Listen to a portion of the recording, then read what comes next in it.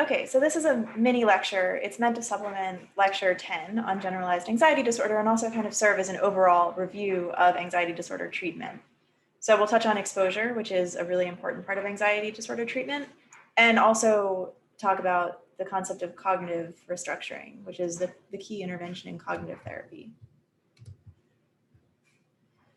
We'll also touch on pharmacotherapy a little bit, so the pros and cons of using medication to treat anxiety. First, there's a type of avoidant behavior that is subtle but really, really common in anxiety disorders, and I don't think I did a great job of covering it in any of the previous lectures. This is a type of avoidant behavior that is seen across the spectrum of anxiety disorders, but it's less clear-cut avoidance than leaving a situation or avoiding, for example, social situations or heights. This is a type of avoidant behavior that people basically use other people to help them accomplish. So this is also known as an interpersonal avoidant behavior. So for example, someone with panic disorder might seek reassurance. They might try to make themselves feel better, escape from their anxiety, do an action that alleviates their anxiety and distress, which again is negatively reinforcing, but avoidant because it doesn't involve facing, confronting, and moving through their anxiety. So someone who's starting to feel anxious might ask, this is a panic attack, right? My heart is racing. I feel really weird and sweaty, but it's not a heart attack, right? I've never had a heart attack before. Just tell me it's not a heart attack.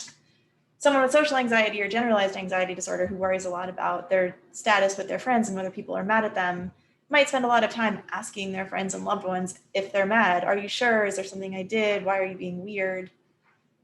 People with separation anxiety, as you read about in that article, when it never gets easier to say goodbye, might reach out to people a lot, call or text people to make sure they're okay, make sure they're not mad. People with GAD who worry about perfectionism or the consequences of their actions might ask their friend or their partner to read all their emails before they send them. All of these are behaviors that temporarily reduce anxiety, but don't actually help the person to confront it. So they prevent the person from experiencing either habituation or safety learning. So in therapy for anxiety disorders, it's really important to identify any kind of interpersonal avoidant behavior that someone is engaging in and help them to eliminate it. Okay, so getting back to anxiety treatment. All anxiety treatment involves exposure. It's a key ingredient. It targets the main perpetuating factor in anxiety disorders, which is avoidance. So exposure is the opposite of avoidance, and it works through habituation. So learning to tolerate and learning to ignore the feelings of fear and anxiety that you experience in a given situation, and safety learning. So developing new learned associations with a situation that formerly was associated with fear, instead learning to associate that situation with feelings of calm, safety, relaxation. So exposure is key to all types of anxiety disorder treatment, but the actual way that we do exposure might vary a little bit depending on the disorder. So exposure for specific phobia and selective mutism, and to some extent social anxiety, can be really concrete. What thing is the person afraid of? Cockroaches, heights, spiders, throwing up. What situations are they afraid of? Talking, raising their hand in class, walking into a party alone. These are really concrete situations and behaviors that the person can easily be exposed to. For people with panic and agoraphobia, there are situational exposures, so places and things and activities that people avoid because they are associated with panicking.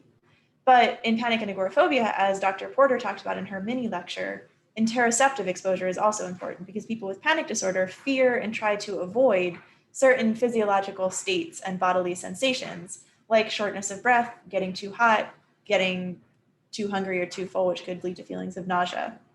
So in order to habituate to those feelings, you actually have to sometimes do things to generate them, like having people hyperventilate, breathe through a straw, spin around in a chair, exercise and get really hot on purpose, or in the case of the last year, for many people with panic disorder, wearing a mask was really hard because it can create feelings of suffocation. Social anxiety disorder, so again, it can involve just concrete exposures to feared situations, but there's also this cognitive component that I talked about in the last mini lecture. Exposure in social anxiety disorder is all about proving predictions wrong. What is your social anxiety telling you is going to happen? And how likely is it that that thing will actually happen?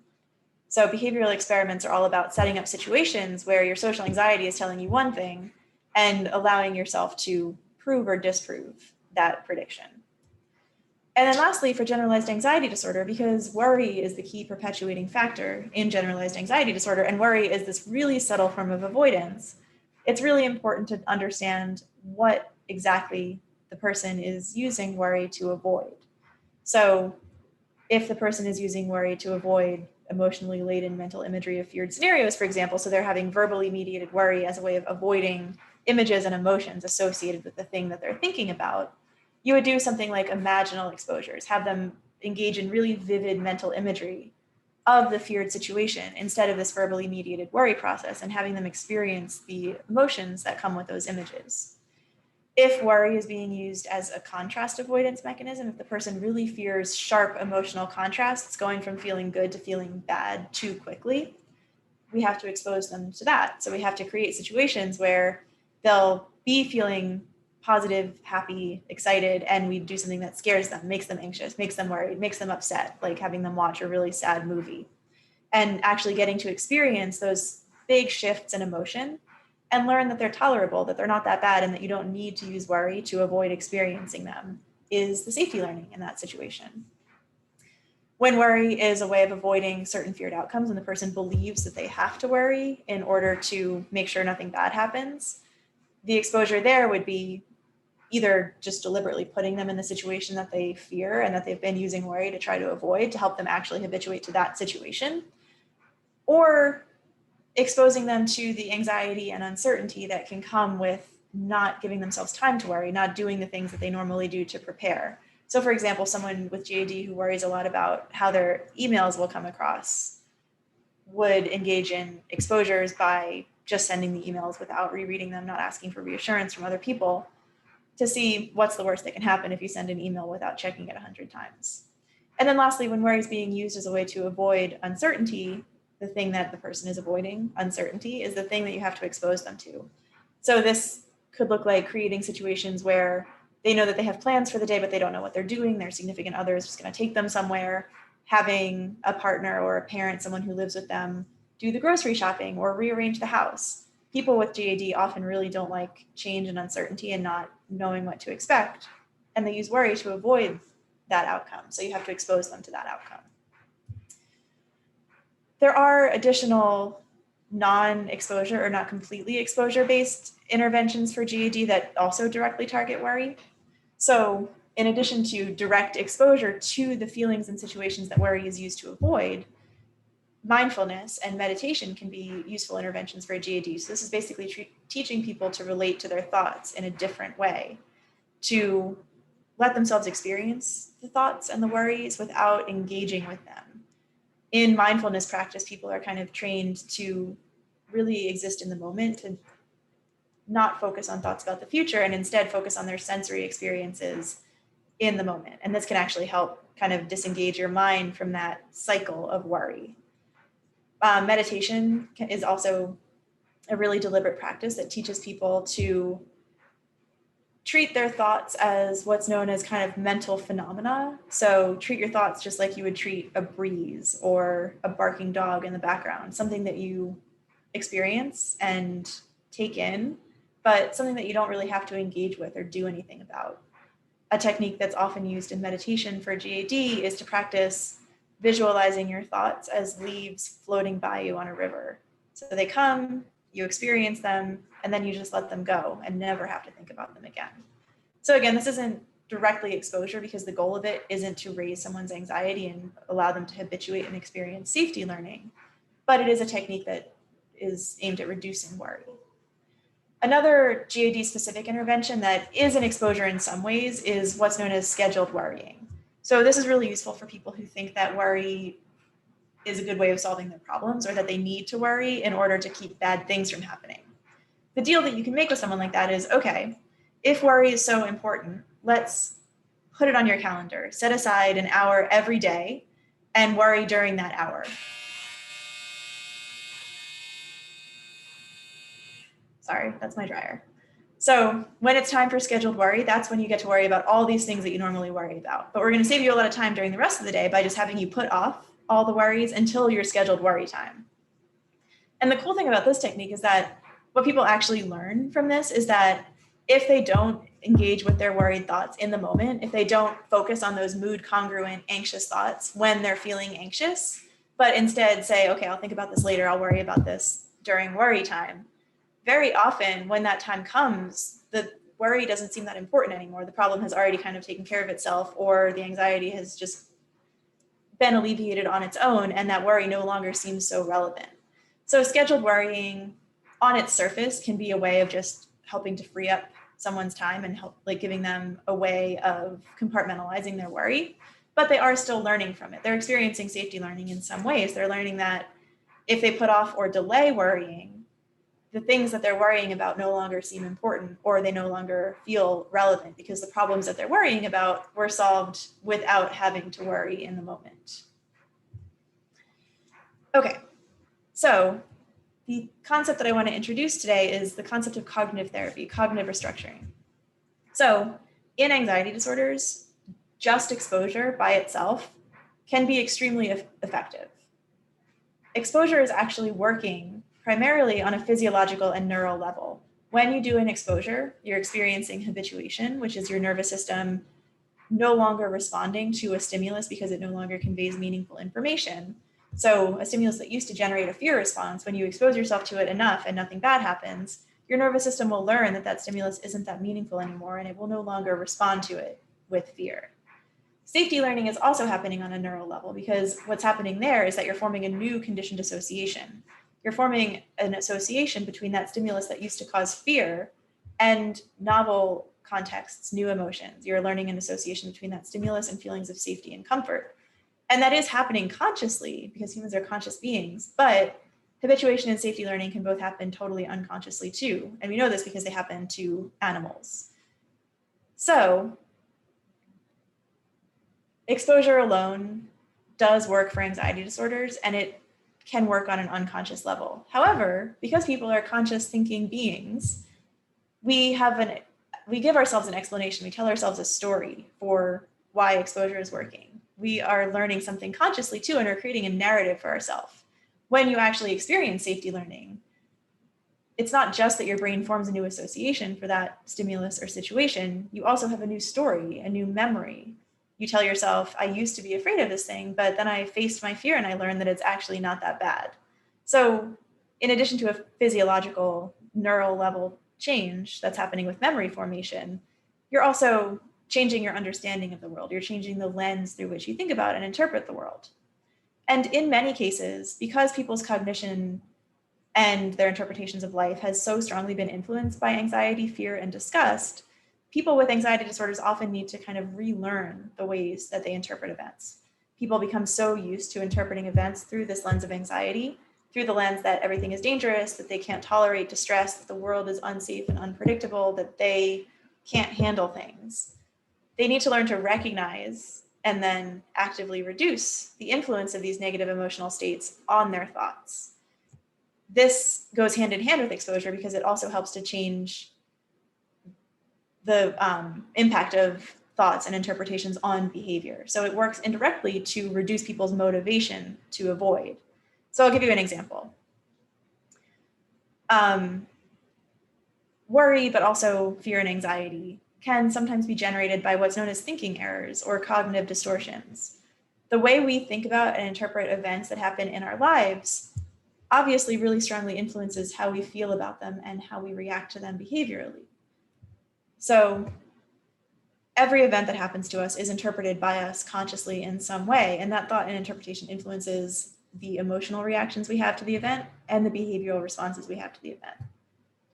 So the event is, in teaching someone to engage in cognitive restructuring or learn to recognize their maladaptive thoughts, sometimes it can be really difficult for people to even understand what their interpretation was. Their interpretation is just so immediate and automatic that it seems like the only way possible of interpreting that event.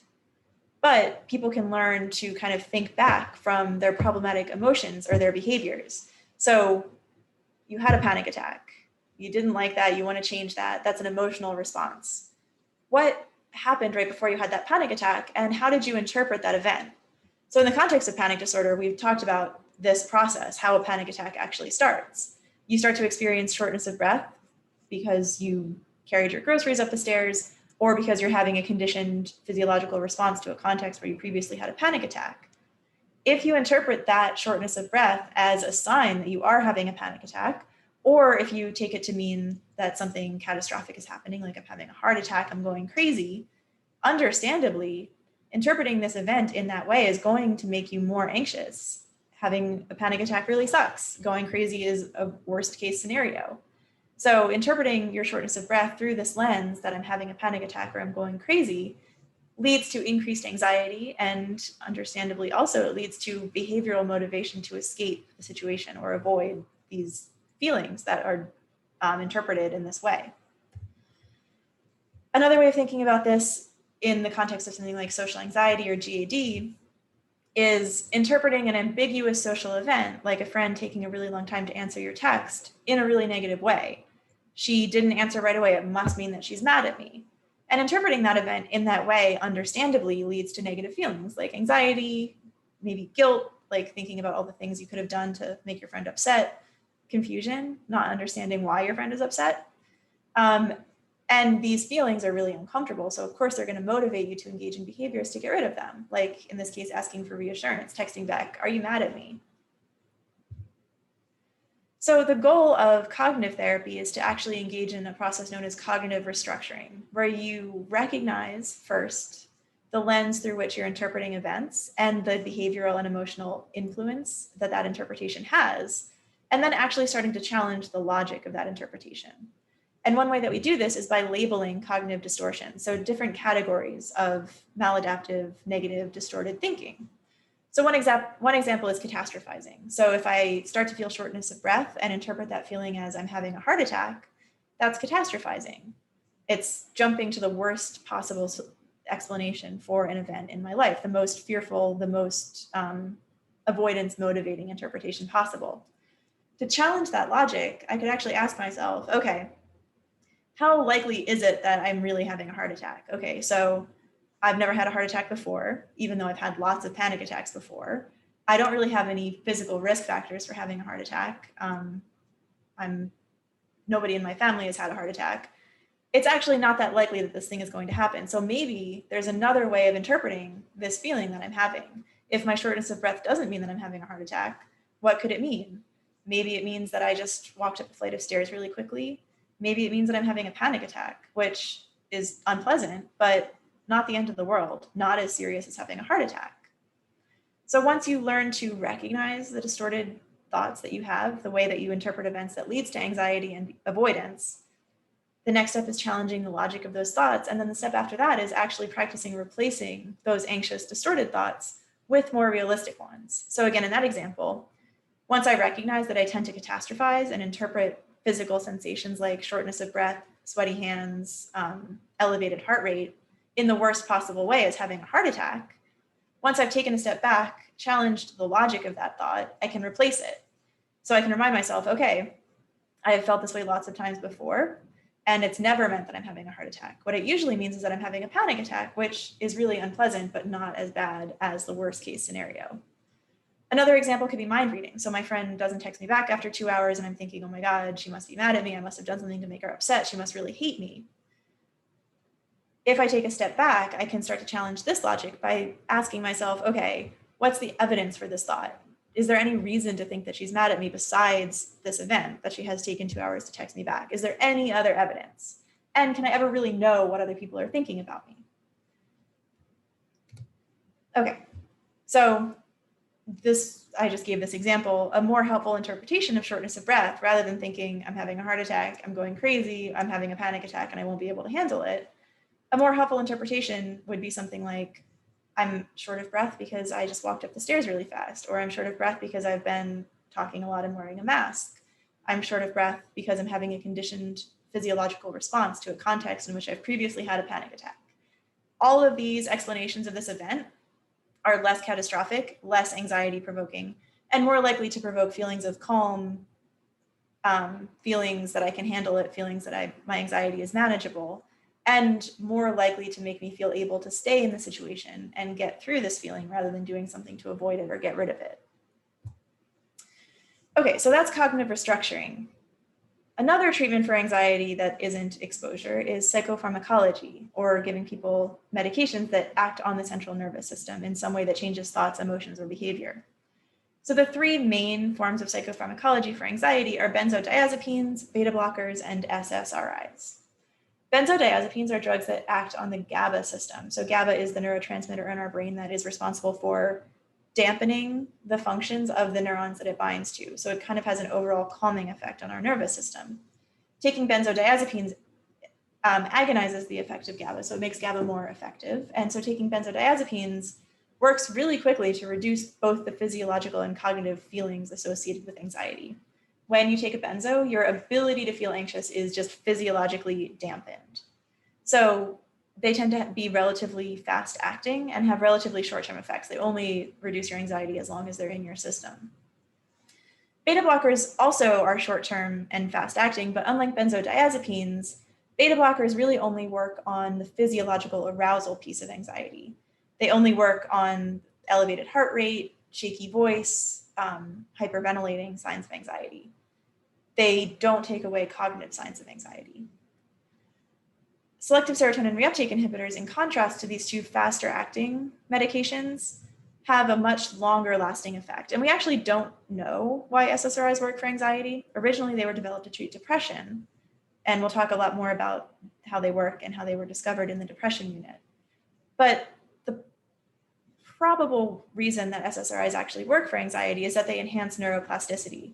They make our brains better at forming new connections. They make our neurons better at growing new receptors. And they actually make our brains better at producing even new neurons. So neuroplasticity, the ability of the brain to change its structure, enhances learning, because learning really is the brain changing its structure. So probably what happens when you take SSRIs is that over time, your brain becomes better at forming new associations, and you become naturally better at experiencing safety learning. You become better at learning neutral or positive safety associated associations with the stimuli that used to be associated with fear, anxiety, and danger. Okay, so beta blockers really are primarily used as a treatment for performance anxiety because, again, they don't really take away the cognitive piece of anxiety. And when you take beta blockers when you're anxious, you don't really feel less anxious, but anxiety has less of a physical effect on your body. So if you are someone with very limited social anxiety to performance situations, and you experience things like trembling hands or shaking voice when you're trying to perform, like give a speech or play piano, these physical signs of anxiety really get in the way, and taking beta blockers can kind of eliminate the physical consequences of being anxious.